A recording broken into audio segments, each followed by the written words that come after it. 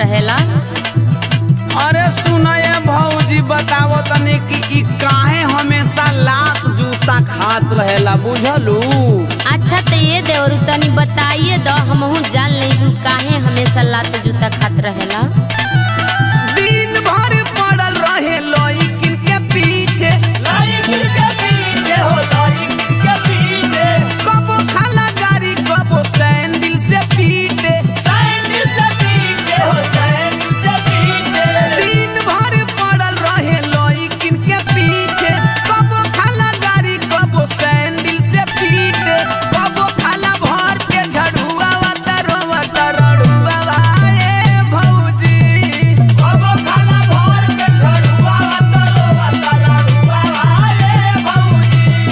कबो खाला भर के झड़ुआ वतरवा तरड़ुआ ए भौजी।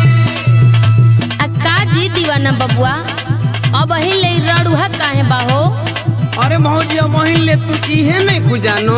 अरे ना हो तनी बतावा, हमहू जान ले। कनिया बहुरिया बानी तो कैसे जाना। तला सुनी ल भौजी तू अपना के रड़ुअन के कहे सर